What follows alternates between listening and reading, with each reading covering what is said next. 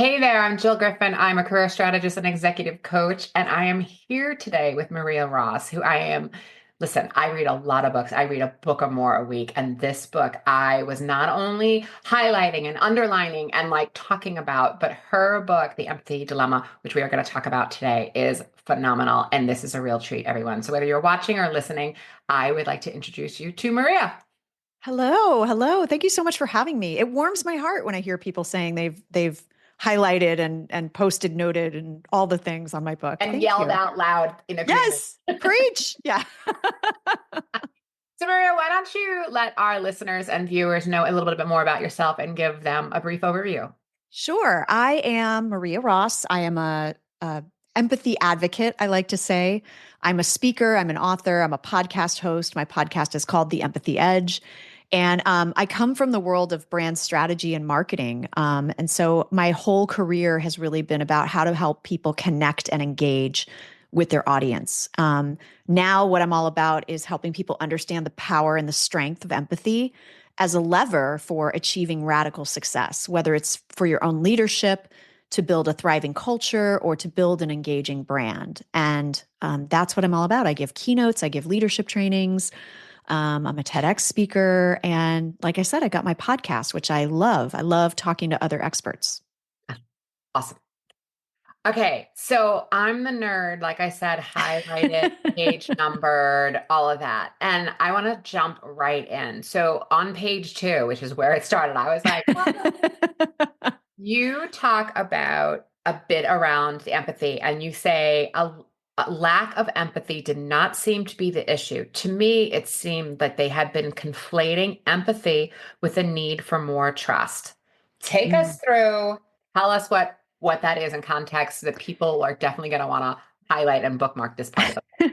Yeah, I mean, a lot of my work is about helping people understand what empathy is and what it isn't, because there's a lot of misunderstanding that either burns us out because we don't understand what empathy means, or it causes us to shy away from empathy in the workplace. So, empathy through the work that I do is about being able to see, understand, and where appropriate, feel another person's perspective. It doesn't mean you have to be crying on the floor with your employees, but then you use that information. It's sort of a method of information gathering of someone's context and where they're coming from. So then you can use that information to act with compassion.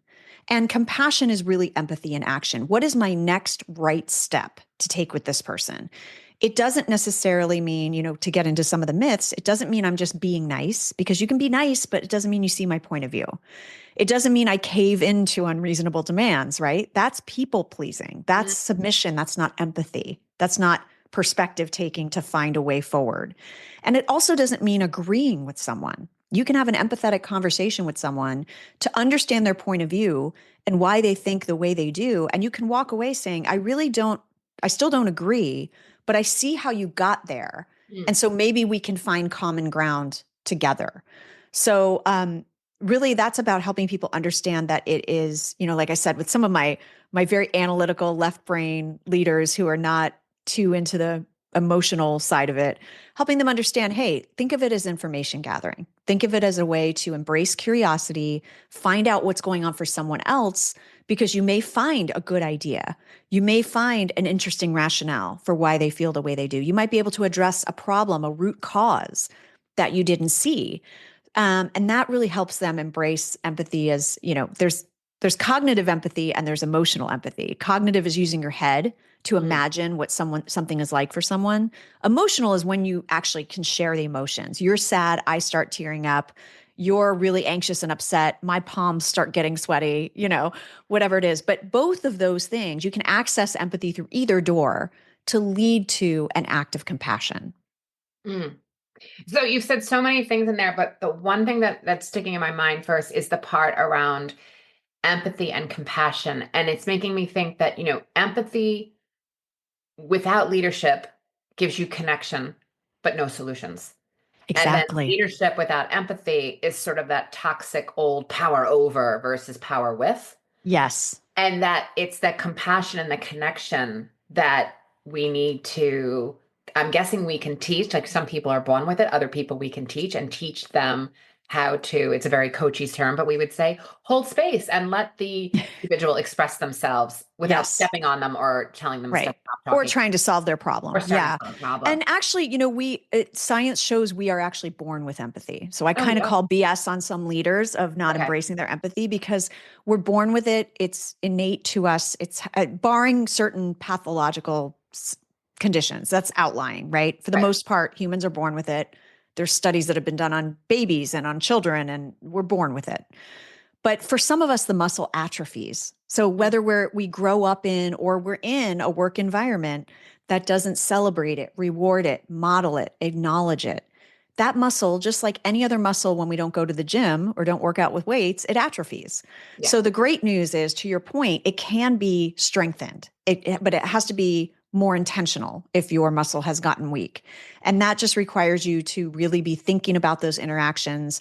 Maybe it's not your standard operating procedure right now to be a good listener or to be curious or to be able to put ego aside. But all of those things can be learned if you decide that's the kind of leader you want to be. And given what the data and the research show about how being an empathetic leader improves performance, retention, loyalty, innovation, customer revenue, it's in your best interests to try to build that empathy muscle as a leader, even if you're like, well, I'm just not really touchy feely. Like, you Yeah. don't have to be touchy feely to be empathetic and see someone else's point of view.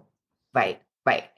And, one of the themes that to me was really obvious throughout the book was the balance of empathy and accountability, Hmm. right? That empathy, and I think we get confused because we have our own opinions, and then there's a lot in our face around media about how to walk that line. Like, Yeah. and as a leader today, we're hearing, there's a lot of discussion around return to office, whether I should work from home, the hybrid, what's the right approach. Hmm. I'd love for you to explain to people a little bit around how a leader can walk that line between empathy Hmm. and accountability. Yeah, I'm definitely pro both and leadership, not either or, right? So we don't have to choose between being empathetic or high performing, being empathetic or holding people accountable, and especially being empathetic or being, maintaining our own strong boundaries. And I think that's the false narrative we give ourselves. And it's really about both and. How can I be empathetic and be there for my employees and support them to deliver the work at the level I need them to deliver? Like, that's the part people leave out, right? And so when you're trying to approach maybe an underperformer, let's say, or someone who has an issue or has an interpersonal conflict with someone else that they're working with, the goal that we need to keep in mind as leaders is we want to up level their performance. So what needs to be done to up level their performance? We can guess, we can make assumptions, we can say, well, this is what would motivate me, but none of that is empathetic. What's empathetic is, tell me what's going on for you. Mm, Tell me what your vision is. Tell me what motivates you. What are you passionate about? And leveraging that to meet your goal as a leader, which is to get the best level of performance, get the best level of engagement. And quite frankly, if you want your bonus at the end of the year, you want your employees to be operating at their optimum level. And the way to get them at their optimum level is through empathy. So they're not mutually exclusive things of, if I'm empathetic, that means my performance will slip. That's what I hear all the time. yeah. But that's because of what you think empathy is, and not engaging it in a way where you're understanding that empathy is about helping you both reach a goal, not lowering your standard down to the other person, but helping the other person raise their standard up so that the team can perform. Okay. So you and I joked before this conversation that we were going to be probably threading the needle back and forth from the employer to the employee. Yes. So, from the employee side of what you just said, what I know when I work with my private clients or when I work within organizations is the lack of Hmm. trust and transparency. I've Yes. also been in situations where there is no way I am telling that person any of my needs because it's going to come back in 6 months in a different way, served in a dish that I don't want to eat. Right.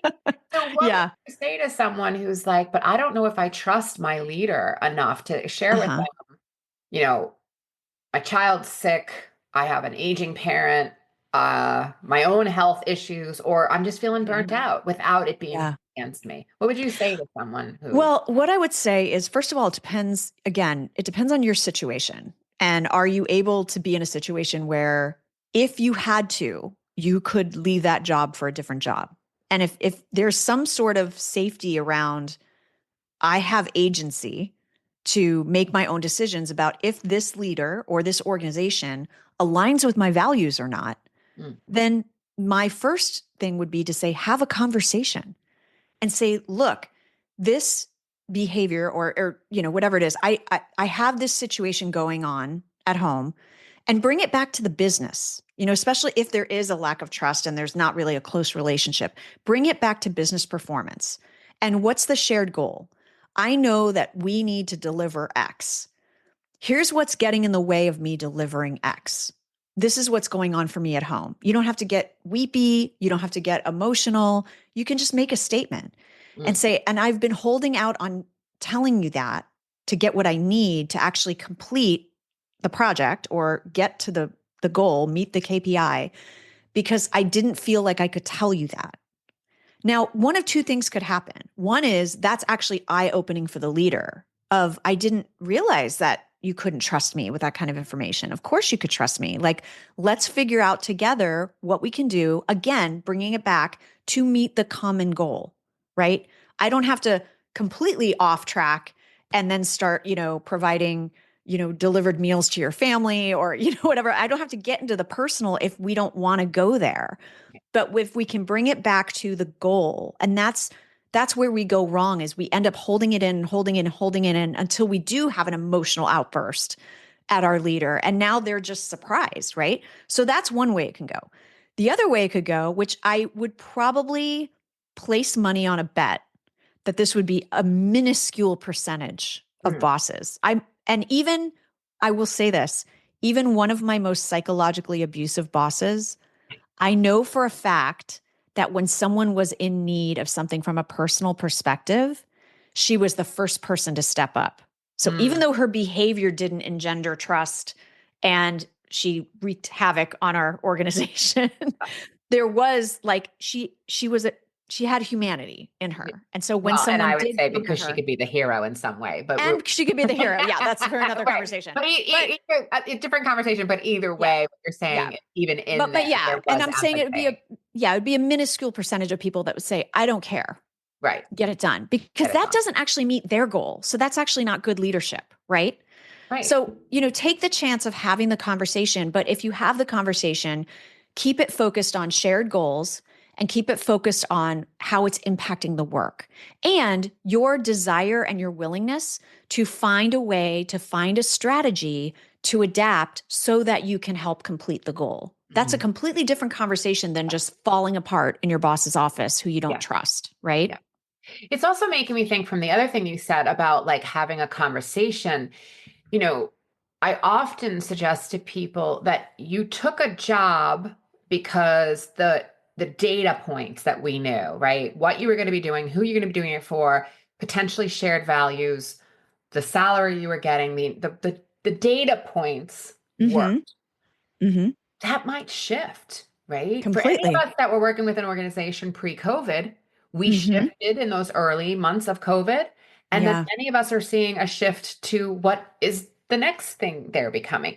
So I Right. think what's important is just as your organization is doing their own strategic planning, you need to be doing Mm-hmm. that too. And you need to look at, Yes. you know what, for a year or two, this was the right place for me. And it doesn't mean there's anything wrong with the place. It means that your values have shifted and you need to think Yes. for yourself, well, if you do have, important things going on with the members of your family or people that you live with, that maybe it's Hmm. also time to check in of what is the job look like, or what does work look like for me now? And Yeah. it doesn't always have to be that way either. I love the concept of a portfolio career where maybe for this time I need to take something Yeah. that's a little bit different and I have the agency to do that. I And then was I just can going to always say, come back to another yeah. opportunity another time. Yeah, it's about remembering we have agency. And this is why clarity is one of the 5 pillars in the new book, because if you can be crystal clear as a leader and even as an organization about what our mission is, what our values are, what they look like in practice, and what we believe, how we treat each other, then now I can make a better decision as an employee to say, great, is this what I want to sign up for or stay signed up for? Mm, The company can run itself however it wants to run itself. They actually have that right.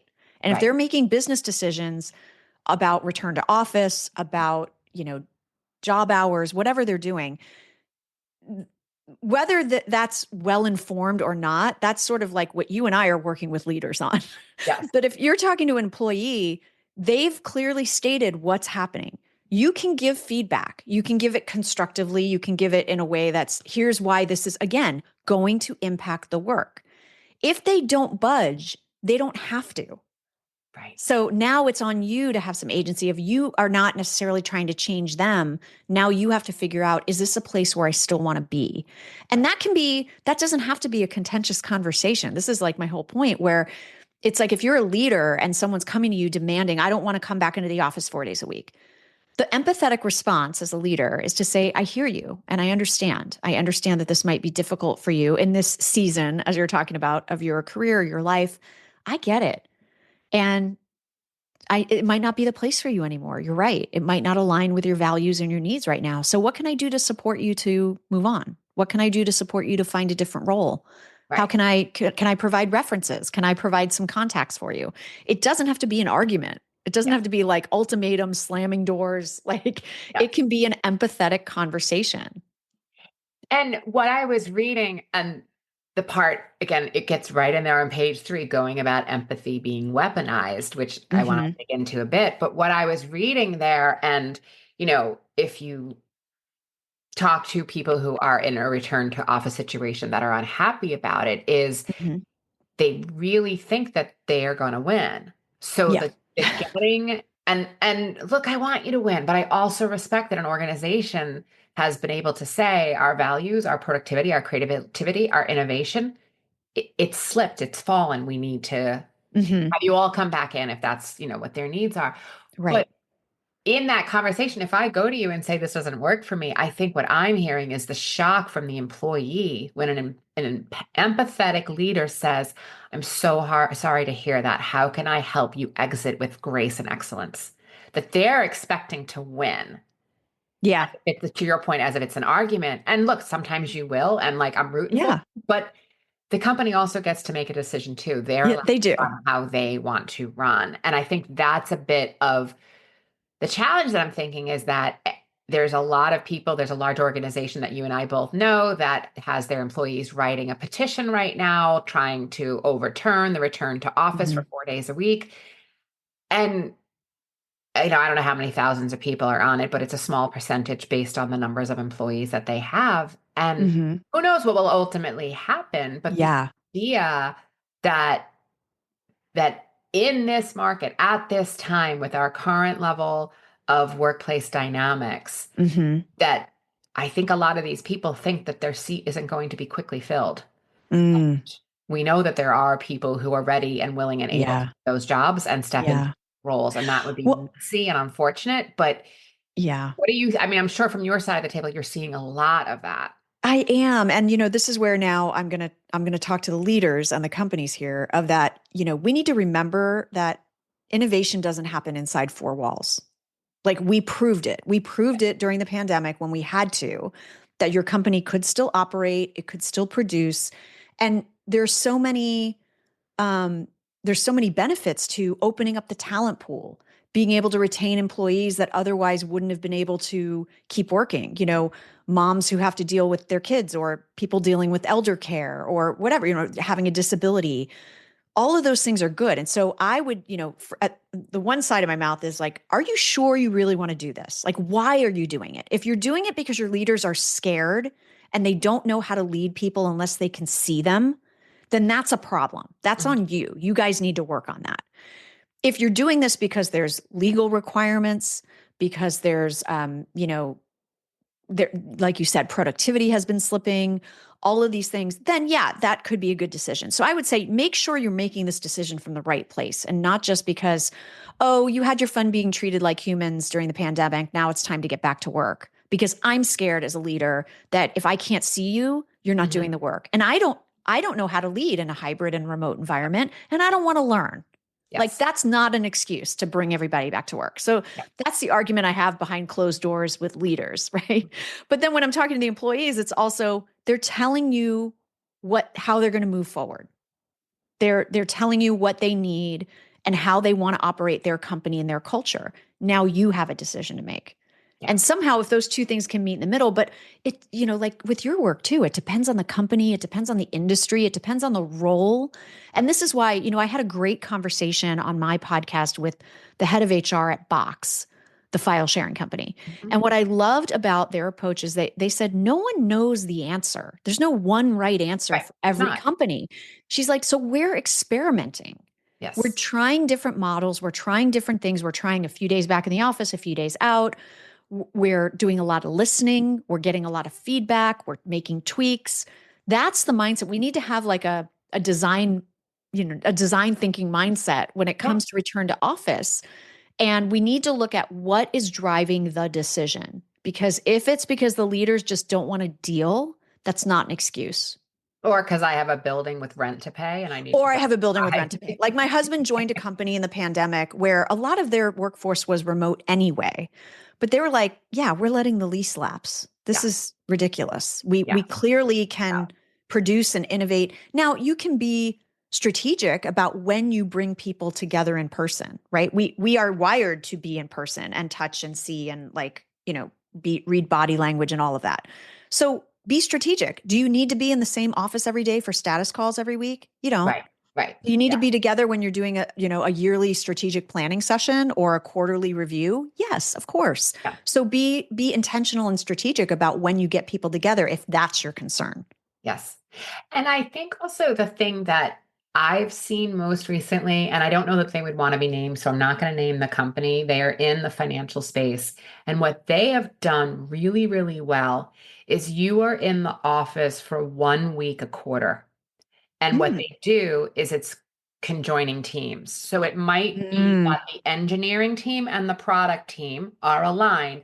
And from Monday through Friday for that quarter, you were in the office. Oh, I like I that. think there's some balance of depending on Yeah, proximity, whether or not you're commuting, right. whether or not you're getting a stipend for the hotel room, but you were Hmm. in the office. So then the next week it might be finance and marketing. The next, right? Hmm. So that it is 1 week of full working, full connection. Your nights are not your nights. Your nights Yeah, have team dinners. And then we will see you in 3 months.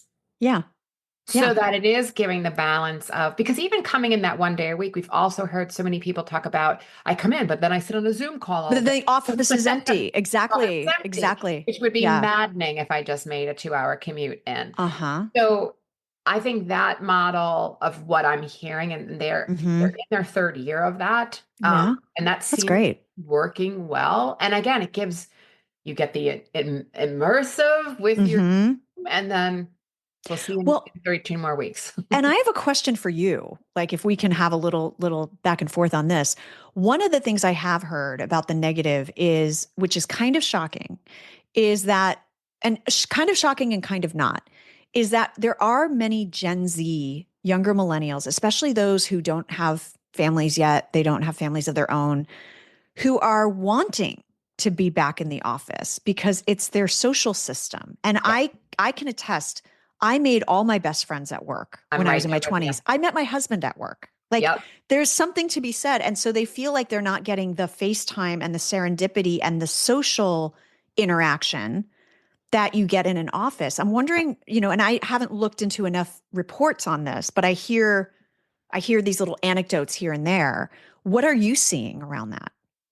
Yeah, it's definitely nuanced. So for our listeners, this is not fact, this is not data, this is not statistics, this is what we're seeing in our own bubbles. Yes, Right? exactly. So, Exactly. so Yeah. I this is don't what have a we're data. I don't have a seeing, right? report to I'm a point data out to point you. for this. Yeah. But I think it also comes back to the age of the children in the household or the age of the aging parent and Hmm. proximity to where that aging parent is to the worker, Right. right? So that's where, if I was to summarize. So um it is exactly true that the based on Gen Like X, the on like my the early in their career people, the people the who it's early like in their their first career job. people, Yeah. first jobs, there's some of them because of their college experience with COVID, they don't even know what the potential is that they're missing. So Yeah.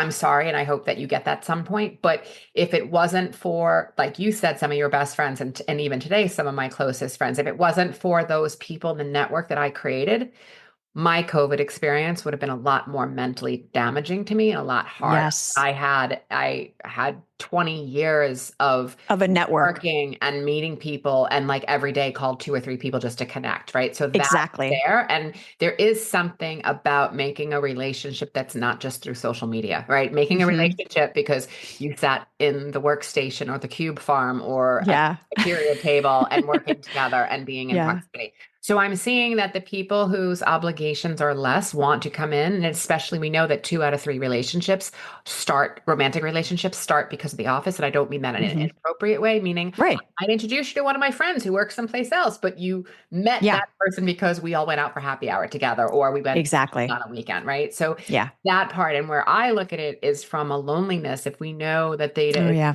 that loneliness is to a level that is worse than smoking. And if we're having Yep. young people, and even if they are living with their parents because of economic Hmm. or choice, if they're still alone all day, working all day in front of a screen and not having any output, you can see where Hmm. something like a workplace could really do their head Yeah. and heart well.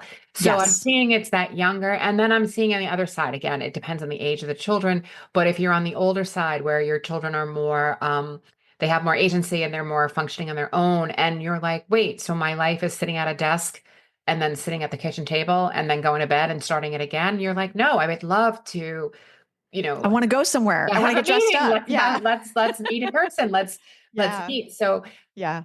I I think, and again, don't know statistically, I think those of us that have had it see the Hmm. benefits of it. Those of us Hmm. that haven't had it don't understand what the benefit could be. Hmm. So it's not a right or wrong thing, but you can Right. see that, it's that middle tier that have children, I'm going to say, that are Hmm. elementary school and younger that are like, you have no idea the pressure on me to be able to make this work. And Yeah. we know that is absolutely true. We Yeah. also know from, I identify with a disability. We also know from a disability standpoint that when you are able to hire the person who is disabled, you raise the whole family because otherwise the family has to use their own resources to help the person who can't get a job. And if there is a physical disability and therefore you have to go into an office, that can also be challenging. And Yeah. yes, there's ADA compliant, but it's only a certain percentage of depending on how many Right. employees you have. Like, I mean, so it's not as easy. So when you think Right. in those circumstances, it Hmm. almost makes me think of like, do you almost have people who, like I said at the beginning, you say, you know what, I'm cool with just getting cost of living and the next 3 or 5 years, my focus is family first, but I also want to work and have intellectual stimulation and the money.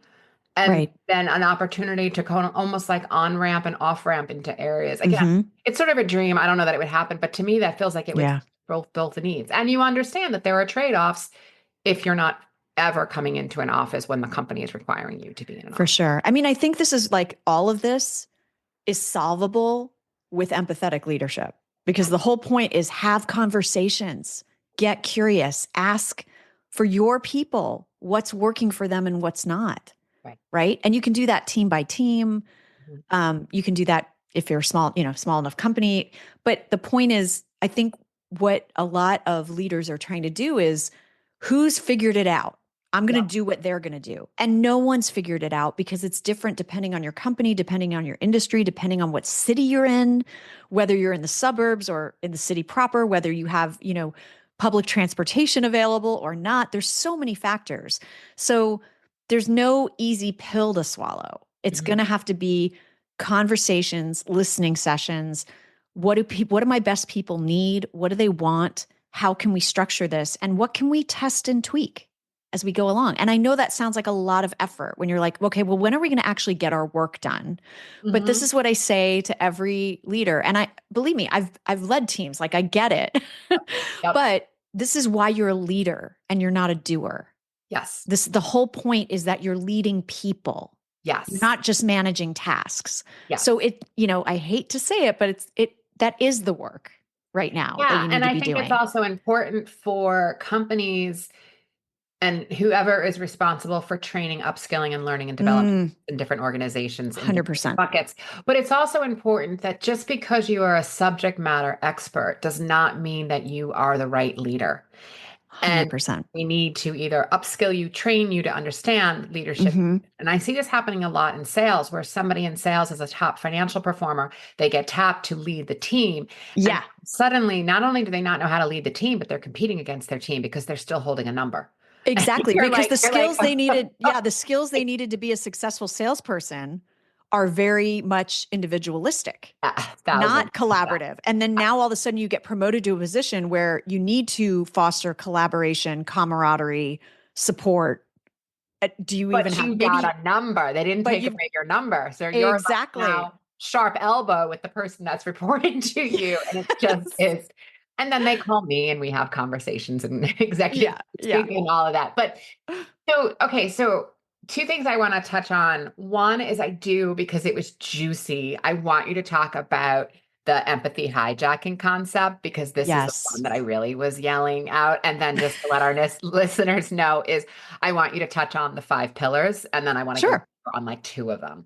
So, Okay, great. Great. so Yeah. tell everybody about this Yes. empathy hijacking. So empathy hijacking is something I experienced um, very starkly when, and we were talking about this earlier. I almost died from a brain aneurysm in 2008, Mm. and I luckily survived. I'm so fortunate. I had such a miraculous recovery, and I'm high functioning now. I deal with my own cognitive deficits, but I find strategies around them. That's why Um, we get along so well, because that's I'm why right. we get along. We're both brain people. Yes, Brain exactly. people. Brain people. But anyway, the the desire for people to connect, they think it's empathetic when they say, "Oh, I know exactly how you feel because one time this thing happened to me and here's what I did and here's how it impacted me, yada yada yada." We're doing that with the best of intentions. Like it was happening to me of like, "I know how you feel. I can't remember anything either and I have to write everything down and da da da da." Great. I wasn't like that like 2 months ago. That wasn't I'm my like, it's experience. different. Yeah, Yeah. exactly. What it does is number one, it instead of being empathetic and letting the person talk or vent or feel what they feel, it kind of silences the feelings, right? Shut It's the other form of this. Well, at least, right? The fires Yeah. in LA. Well, at least your family's all safe. I still have my house just burned down. I'm still having trauma, right? Like Yeah. I don't I need mean, Pollyanna right now, right? yeah. But empathy hijacking is, again, done with all good intentions to make people feel like they're not alone. But what it does is it decenters the narrative from the person that needs the empathy To now to you. you. And now Mhm. you're also in advice giving mode. And they might not be ready for advice right now. Yes.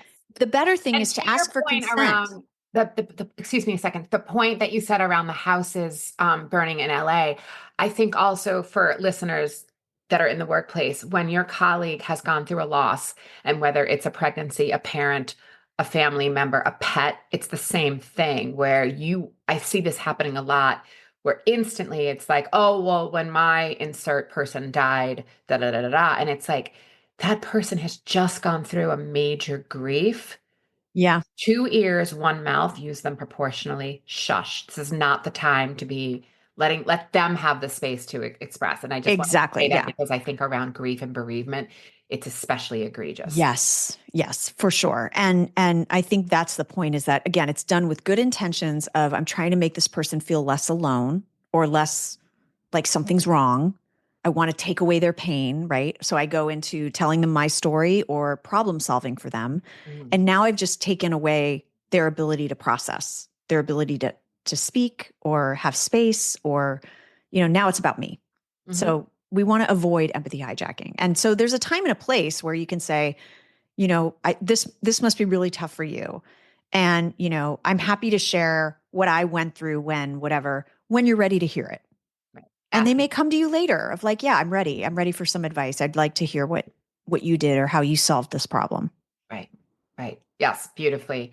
I mean, it's like I want to underline and highlight when Hmm. we're in the office and we're in a workplace, we do have these false, like formed relationships that sometimes they might be legitimate friendships, sometimes they might just be friendly relationships. So you don't want to put your small intestines on the table. You don't want the world to know, but at the same time, you're like Yeah. grieving over or whatever this situation, Yeah. right? You're in a place and having someone, I sometimes call them conversational narcissists, but Yeah.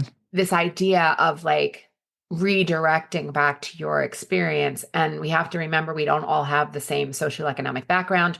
You also might be at a different pay scale where you're able to hire that person to help you with that thing where Hmm. Hmm. I'm not in that situation, right? Right. Just understanding the different layers and The nuances the that not best phrase everyone. the best phrase I heard during the pandemic was, we might all be in the same storm, but we're not in the same boat. Mm-hmm. And Thousand. that's what we have to remember for any trauma, any ordeal, any issue that someone's having, is it might be the same storm, Yeah. but they're in a different boat. Good bone. Yeah. Yeah. And I love what you said about saying, I can relate to that. And at some point, if you ever want to talk about how I managed it, I'm here for you. Just Yeah. something like that is a way to validate what they're saying, but not Hmm. centering it on yourself. Right. I've discovered in over the years, and especially after I really started researching empathy, that the appropriate response when someone shares something tough or terrible or whatever is just to say, yeah, that sounds really tough. That's even when I've had friends that have lost parents, for example, I'll even, there's nothing I can say. This sucks. Yeah. This is terrible. Right. And they're like, yeah. And we feel like we don't want to say that because we think we're going to send them into a downward spiral. They're already in the downward spiral. They want to be acknowledged. They want Right. to know that Right. they're not losing their mind because they feel this way, right? Right. So sometimes that's enough. It's Yeah. just to say, I see you, and that sounds really hard right now. Yeah. Yeah. What can I do? Yeah. What do you need? What do you need? Yes. Yes. Yeah. Yes. All right. Moving to our last section, I want if you could hit on the five pillars and Hmm. I think I want to go deeper or get a little more information on two of them, but go Okay, for great. Yeah. So the pillars are what I call the five pillars of empathetic and effective leadership. And I was trying to deconstruct the recipe from these leaders that seemingly with no effort are both empathetic and high performing. And so I did hundreds of interviews through my podcast. I did lots of research, and these were the five common threads that came up over and over again. So they're meant to be a framework, not for strengthening your empathy. That was the previous book, The Empathy Edge. But if you are trying to be an empathetic leader and you feel or you know that performance is slipping, people are walking all over you, you're losing your own personal boundaries, look to the pillars to see if one of them might need to be strengthened, because that might be a clue as to what's going on about how you're not able to have that balance. Mm, So the five pillars are self-awareness, self-care, clarity, decisiveness, and joy. mm, So real quick, self-awareness, you need to know what you're bringing to the interaction. And you need to put your ego aside and say, it doesn't matter if you have been a CEO for 20 years, you always have more to learn. So, what are your strengths? What are your blind spots? What are your challenges? What are your emotional triggers so that you know what you're bringing into the interaction and you can adjust accordingly and manage accordingly, right? Self-care is not manis and petties. It's right. being able to recharge your battery and fill your capacity, because if you are at half capacity, you are not able to be empathetic without you're not able to take in other points of view without defensiveness or fear. Mhm, So, how are you recharging? How are you resting? How are you taking care of your mind, your body, your soul? mhm, And that could be anything from paid time off and making sure you're taking it and modeling it for your team, by the way, right? It could be something very calming. It could be yoga or meditation or reading. For some people, it's something very active to mm, recharge their brain. It's like rock climbing or training for a marathon. So self-awareness helps to understand what you need for self-care, right? Clarity is really not just about being kind. It's about keeping people in a state where they're not anxious, they're not fearful, they're not under stress. Are you being clear about values, norms, expectations, the mission, the purpose, feedback? Are you giving actionable feedback? Like you're doing a great job or you could be doing better is not actionable feedback. So making sure that we are crystal clear when we're communicating, because you can't hold someone accountable to an expectation you've never set. So what I hear sometimes is, I'm a really empathetic leader. I listen to my team. I'm always there for them, but like they're just not accountable. Um, Take a look at clarity. I spoke to one leader of a very large global advertising agency, has a very young, hungry workforce. The minute they got clear on career progression, career advancement, mission, values. Entitlement went away. This idea of constantly asking for more went away because they knew where they Got it. stood, right? Yeah. Yeah. Decisiveness, don't let things linger. Don't keep people in limbo forever. Even in the name of, I'm trying to get everyone's opinion about everything. Yes, you want to synthesize multiple points of view. You don't want to be a dictator, but learn to synthesize quickly and transparently and make a call and then communicate that back to the team. Here's why this decision was made. Mm. Jill, we loved your idea about X. It actually provoked a really great conversation, but here's why we're not going to be able to include that in the proposal. But please keep those ideas coming, Jill, because it really sparked a great conversation. Now I've encouraged you to continue giving feedback, but I've also explained why the decision was made. So now you can disagree, but commit to Yeah. the decision, right? Right. And then joy is just, kind of what we were talking about earlier. It's not just about being funny as a leader. It's about, and it doesn't mean the work's going to be joyful every moment. Like we'll still have to do budget spreadsheets and all that kind of jazz. But although for some people that is joy, I should say. So, to each their own. But it's really about creating levity, even especially when the work gets hard. Mm. Is there camaraderie? Are you encouraging workplace friendships? You spoke earlier, the data around friends at work. If you have a friend at work, your engagement is higher, your performance is higher, absenteeism is lower, all of these great things, right? So are you encouraging some levity? And you don't have to think of it all yourself.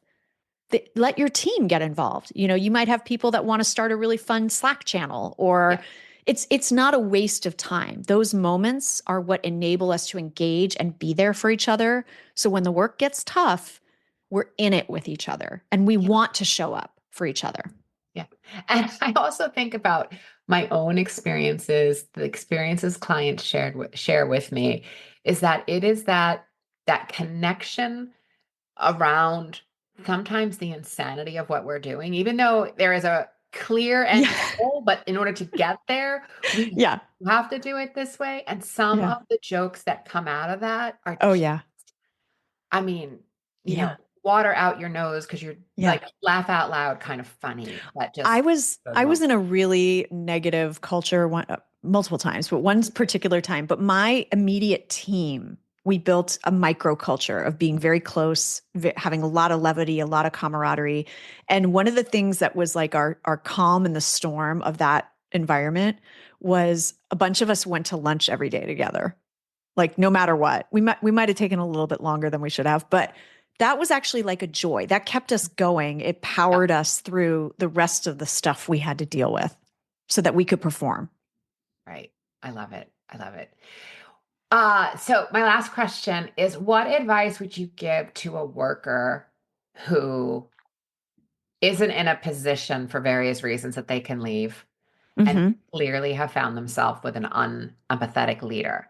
Hmm. Should they go to HR? Should they not? Like that's always a sticky, sticky one. I So I'd know. love to Well, get your y- thoughts on that. yeah. Well, I mean, it depends on what's happening, right? If it's something where you're physically or psychologically in danger, you should go to HR. But if it's just, I don't know if it's an HR violation that you're not empathetic. Unfortunately, that's not an HR Yeah, violation yet. being a jerk is not a Yeah, fireable unfortunately, yeah, it's it's not. Um, but I would say I actually gave this advice to a friend of mine like a year ago who was dealing with someone who just, as an example, completely talked over her, wouldn't take her ideas, was constantly like, "Let's do it this way, let's do it this way." Just very difficult to work with. And I said, "Did you try like a little Jedi mind trick of like practicing empathy with that person? You don't have to tell this person you're practicing empathy, but what would happen in your status meetings if you just let her talk and you supported every one of her ideas?" So, like, Jill, that sounds like a really interesting idea. Tell me more about that. Tell me more. Okay, interesting. And actually just not push against it anymore. Right, right. What would happen?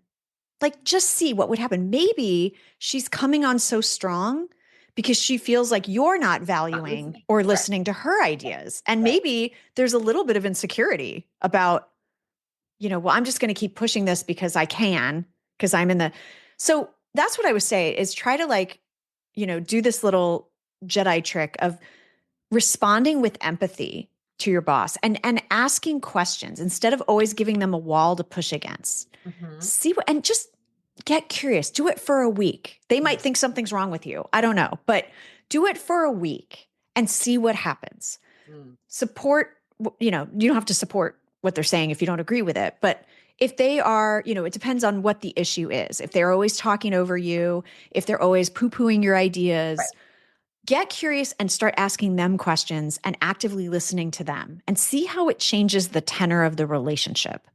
Because if we're not empathetic, that could be ego, that could be insecurity, that could be fear driving that. And if you show up in the interaction as the empathetic one, you are actually setting the tone even if they never acknowledge it, Mm. that that's what you're doing. And like I said, if you're like, oh, this will never work with this person, try it for a week Right. and see what happens. Happen. That would be my best advice for that, because it's not your job to change the other person. All you can do is show up how you show up. And if you are an empathetic colleague, if you are an empathetic worker, you tend to be able to build engagement and buy-in because of that behavior. Mm. So try it on that person that you're pushing up against instead of trying to make them change for you Yes. and And see see what what happens. I think that is a perfect spot to leave this. So, Maria, thank you so much for being here. I will put all of your information in the show notes, where to get Maria's book, where to follow her on the socials, and where she puts out great work. And if you have questions, always email me at hello@jillgriffincoaching.com. We will get those questions to Maria. We will bring her back and have her answer questions if That'd be great. send them along. We'd love to have you back. So until next time, I'm going to tell all of you, embrace empathy, be intentional and kind. I'll see you soon. I'm Jill Griffin, your host of the Career Refresh podcast. My mission is to make workplaces more successful for everyone. So if you have ideas for topics or future guests, please email us at hello@jillgriffincoaching.com. Until next time, embrace possibility, be generous, intentional, and kind.